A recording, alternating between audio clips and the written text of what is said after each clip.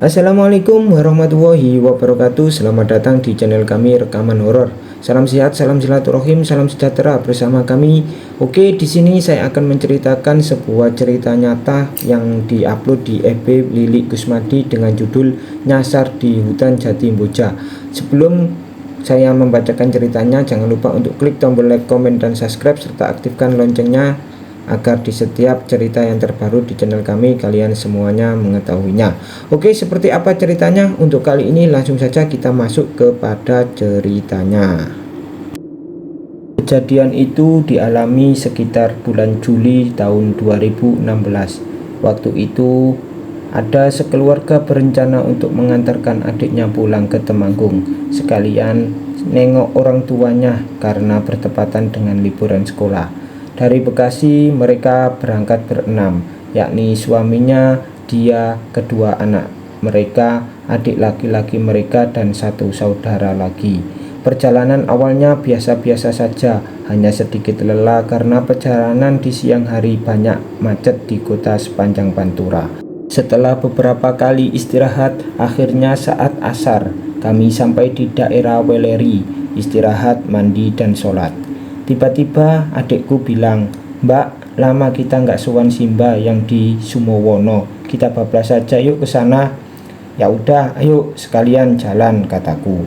Ada beberapa alternatif jalan yang jadi pertimbangan, lewat Temanggung atau lewat Semarang, atau juga bisa lewat jalur alternatif Curug Sewu Mboja. Lewat Temanggung kita skip karena sudah pasti bakalan langsung pulang dan tidak jadi mampir di Simba di Sumowono. Lewat Semarang kata suamiku terlalu muter.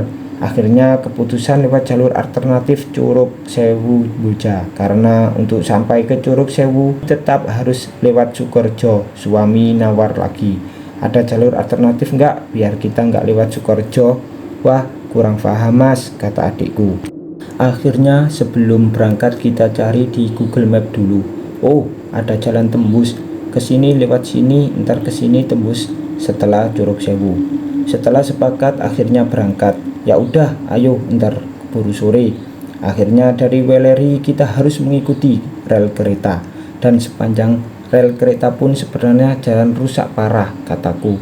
"Pah, biar jalan tembus kalau jalannya begini, nanti apa enggak tambah lama perjalanan," kata suamiku. "Enggak lah, ya sudah." Akhirnya perjalanan dilanjutkan.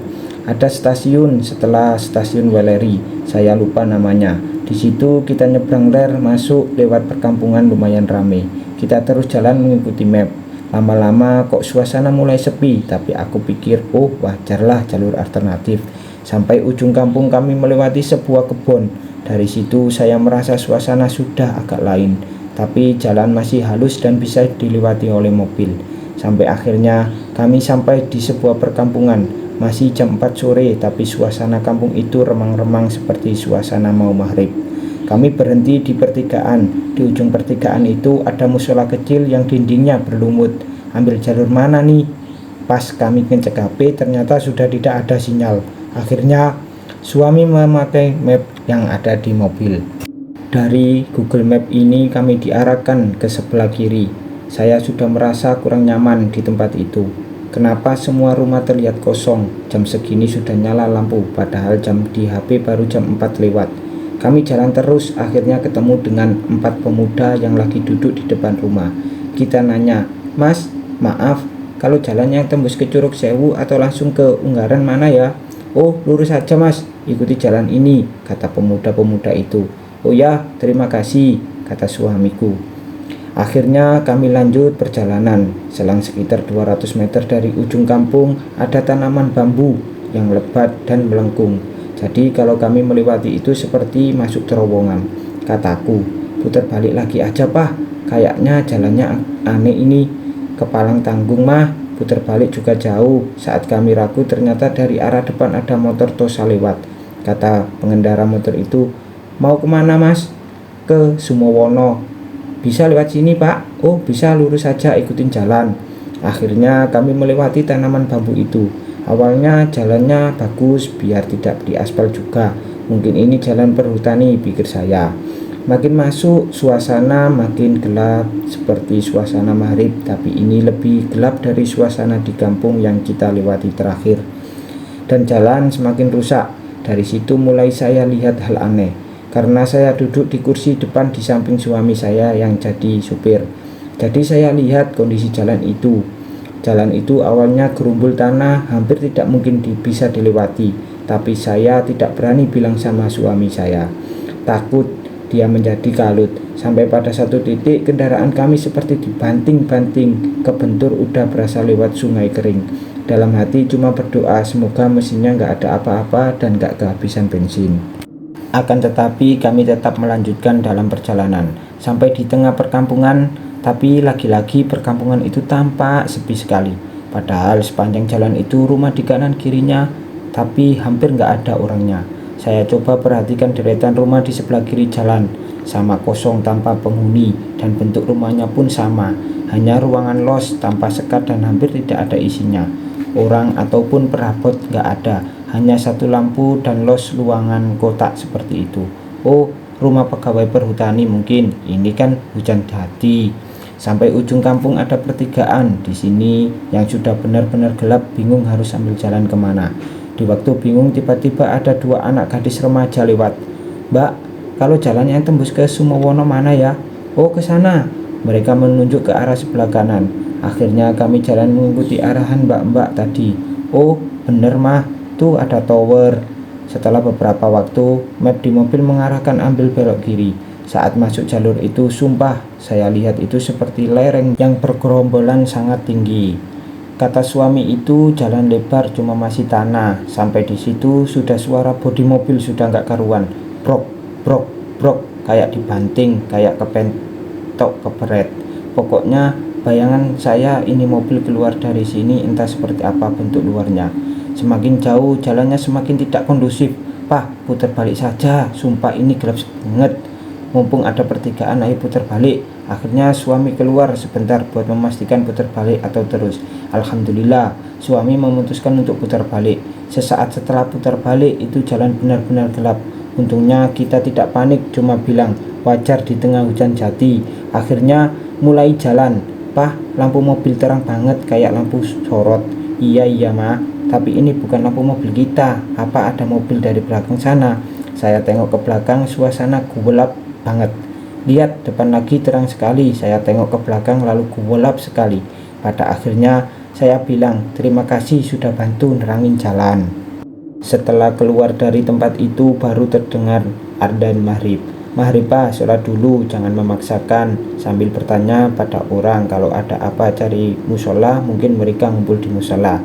Ya sudah, akhirnya kita jalan lagi. Sampai di pertigaan yang kita temui, mbak-mbak tadi ternyata ada rumah besar. Kenapa kita nggak tahu kalau ada rumah di sini tadi? Saat kita lewat depan rumah itu, saya lihat ada mas-mas umur sekitar 25 tahun sedang ambil air wudhu di depan rumahnya. Kataku, "Suami, coba tanya mas itu sekalian numpang maghrib. Ini sudah masuk waktu maghrib. Lagian itu depan rumahnya ada mobil plat B, siapa tahu merantau satu kota sama kita." Akhirnya kami turun. "Mas, maaf, kami boleh numpang maghrib di sini?"